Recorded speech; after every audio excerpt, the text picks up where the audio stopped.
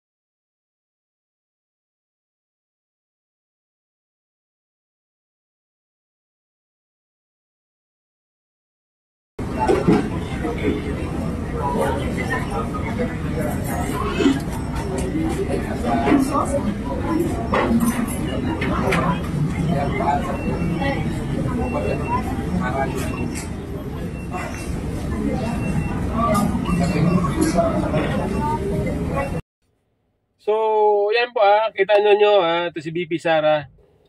Okay? Yan po ang video. Na kung saan si VP Sara po ay ang kanyang ginawa nitong mga nakaraan sa pag-celebrate ng mahabang holidays. Ika nga sa mga Katoliko ay mahal na araw. Ito po ang kanyang activities. Okay? Panoorin po ninyo mga kababayan,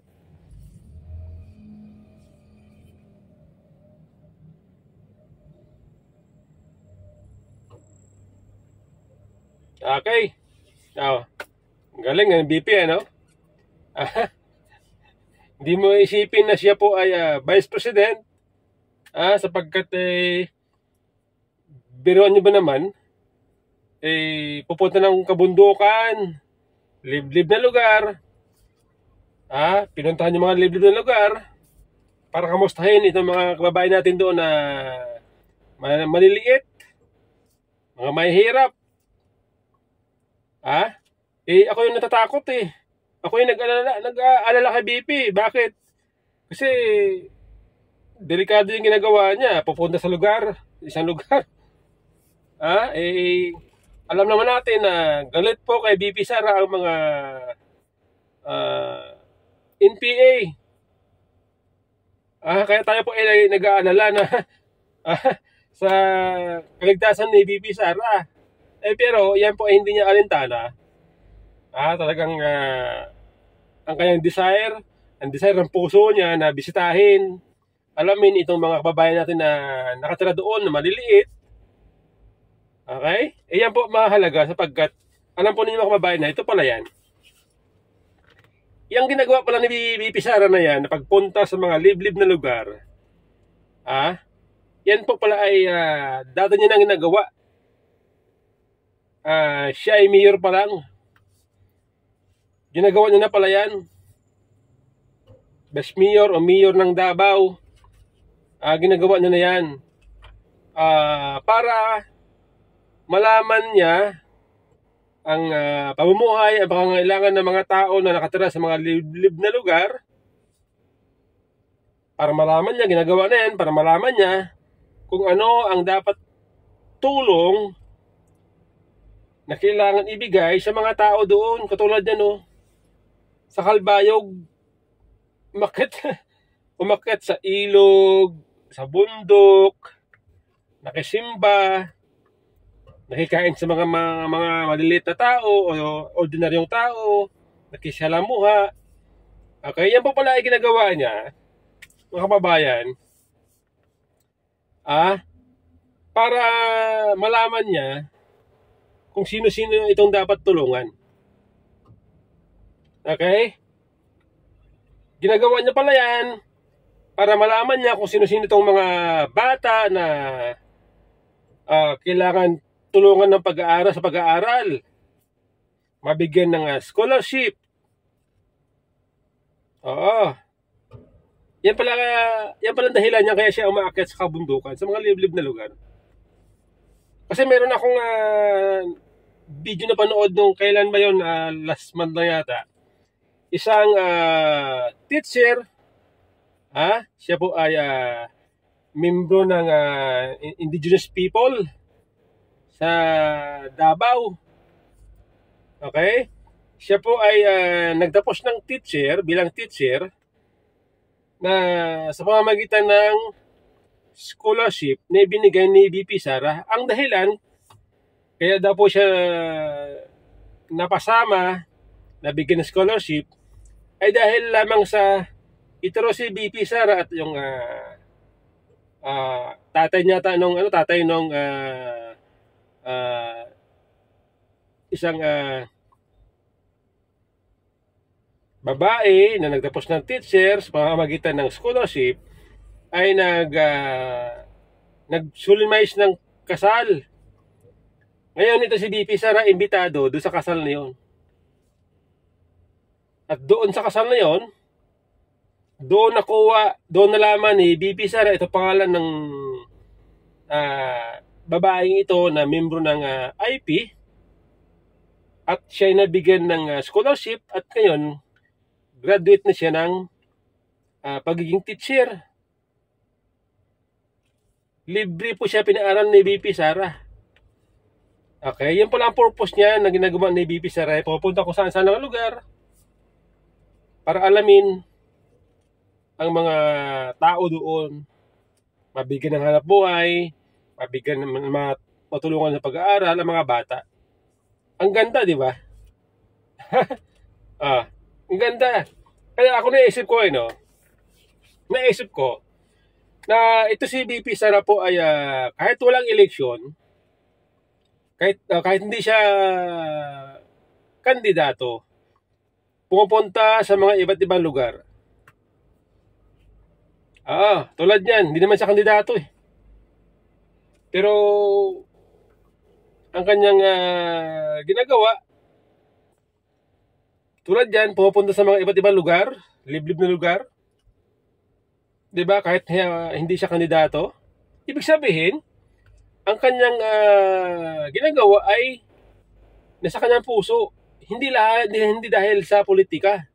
Kumbaga, sinseridad niya, nandiyan sa kanyang ginagawa. 'Di ba? Ang ganda. Kaya nga, ang gusto natin sa mga politiko, sa mga congressman, gayahin ninyo ang ginagawa ni VP Sara na puntahan ninyo ang mga lugar na mga nasasakupan ninyo kahit may eleksyon o wala. Pagsilbihan ninyo ang mga tao. Ang mga mayor, congressman.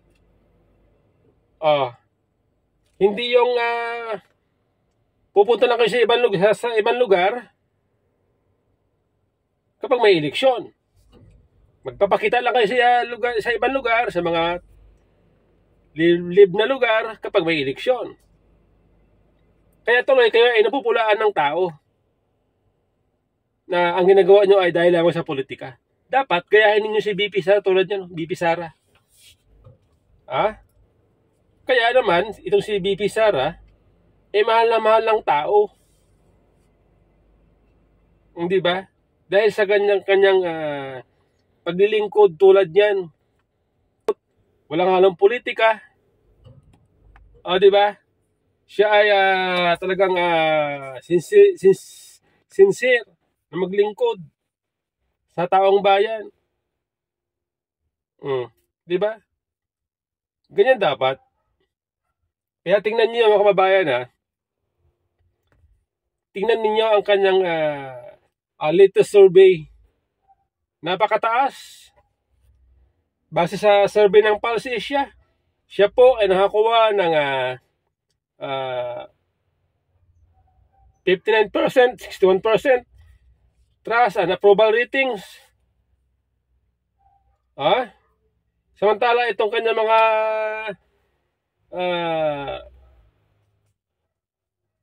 kapwa leader tulad ni BBM, o si BBM nakakuha lang ng 25%. 25%. Ito naman si Martin Romualdez. Bagsak din ang survey, ang ratings. Di ba? May mga nagsasabi na ito daw dahilan nito ay epekto daw ng ginawa ng administrasyon kay dating Pangulong Duterte. Yung pag-aresto, pagpapadala sa ICC, kaya ngayon bagsak itong trust rating ni BBM at ni Martin Romualdez. Nakakatawa nga ito mga pinklawan tsaka yung mga realista. Bakit kaninyo hindi po sila makapaniwala kung bakit tumaas ang trust approval ratings ni VP Sara. Sabi nila wala naman trabaho yung Vice President na. Anong ginawa niya? Ba't tumaas ang kanyang trust rating? Bakit? Ang tanong ko ngayon sa inyo, Ang tanong ko sa inyo, paano nyo nasabi na walang ginagawa ang Vice President? Siya ba kasama nyo araw-araw? Para masabi nyo walang ginagawa ang Vice President. Katulad niya, no? Pumunta sa mga liblib na lugar. Nagsaservisyo. Hindi niya sinasayang ang kanyang oras. Kahit na bakasyon dapat. Hindi makapaniwala ang mga pinglawan at dilawan kung bakit tumaas. Di ba? At bagsak naman ang ratings ni BBM at ni Martin Romualdez, maging ang kay Senate President si Escudero. Di ba? Ngayon, ang mahirap dito, mga kababayan, may mga loyalista na nananawagan sa mga kakampings, mga dilawan, na magsanib pwersa para daw labanan itong mga Duterte. Nananawagan ng pagsanib pwersa. Nakakatuwa sila, no? Di ba ito? Dati magkaawayan. Dati magkaawayan Magkaaway ang loyalista at mga dilawan, pinglawan. Pero ngayon, sanib pwersa sila sa isang layunin. Ang ibagsak ang mga Duterte. Ang burahin ang mga Duterte sa politika. Bakit? Bakit nila gustong burahin ang mga Duterte sa politika? Sa akin palagay po, takot sila na kapag maupo ang Inday Sara sa Malacanang sa 2028, takot sila na ang kanilang mga pinagagawa na kabulastugan maungkat pagdating ng 2028. Kaya hanggat maaari, gusto nilang pigilan na maupo si VP Sara sa Malacanang sa 2028. Hanggat maaari, gusto nilang wag manalo ang kandidato ng PDP laban dahil pagka nanalo, mapupurnada, mapupurnada ang kanilang plano na tanggalan si Vice President sa pwesto. Kaya ngayon nananawagan sila na magkaisa daw. Magkaisa daw. Pinglawan, dilawan, magkaisa raw. Hindi magkaisa kayo. Ganyan naman kayo Mga wala kayong paninindigan. Mga wala kayong kwenta. Ang bira kayo. Magsama-sama kayo para lang sa isang layunin, demolition job. Alam po ninyo mga kababayan ito lang masabi ko dito sa mga tao na walang ginawa kundi manira ng kapwa. Alam po ninyo yung ginagawa nyo na yan po ay may kaparusahan. Yan po ay may ganti mula sa langit, mula sa Panginoon Diyos.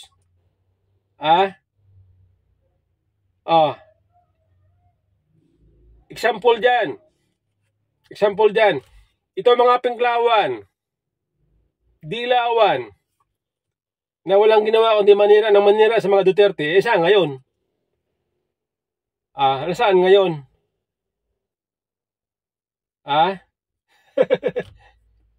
Diba? Sa kangkungan. Yung isang tao na mahilig manira, na mahilig magngalngal, magbintang sa mga kay PRD, kay BP Sara, kay Pulong. Tingnan nyo ngayon ang nangyayari. Hindi na manalo-nalo sa pagka senador. Hindi rin nanalo sa pagka vice president.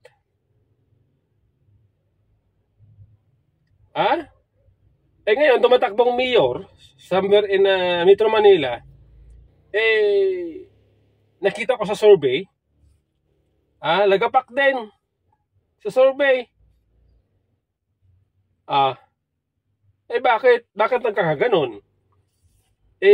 Alam po ninyo yan po ang mahirap kapag ang iyong plataforma, ginamit ng plataforma ay paninira. Imbis na dapat ang gamitin mong plataforma ay resulta ng trabaho, imbis na ang gamitin mo, ipakita mo sa tao na plataforma ay magandang serbisyo, hindi. Ang ginagawa ninyo na plataforma ay paninira sa kapwa. May ganti po yan, biblical po yan, mga kababayan. Oo. Babalik yan sa inyo. Diba? Yan po sinasabi natin na tingnan ninyo, ito mga Dilawan noon. Nasaan na ngayon? Diba? Diba? Hindi ba kayo natuto dyan? Lalo pa ngayon ng mga tao ay matalino na, marunong na. Pagdating sa usaping politika, marunong na sila. Gising na sila. May social media pa. Kung noon ay napaka-epektibo ng propaganda, paninira sa kapwa politiko, dahil noon walang social media. Ngayon po napakadali na lang maghanap ng ebidensya para malaman kung fake news ba o hindi. Ito mga binibintang sa kapwa nila. Diba? Kaya madali nang i-counter Pero kung halimbawa, yung pinapakita ninyo ay serbisyo, totoong serbisyo, resulta ng inyong trabaho, maganda, yan po ay kailanman hindi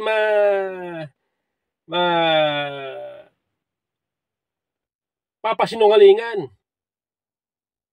Sirain man ng iba, pero dahil sa maganda, epektibo ang inyong mga serbisyo, mga proyekto, alam po ng tao yan. Pero kung ang puhunan ninyo paninira lang, wala.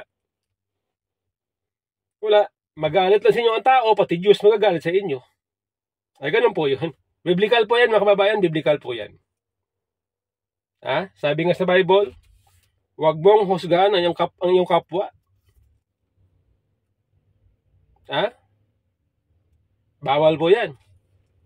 Diba? Huwag kang magbintang sa iyong kapwa.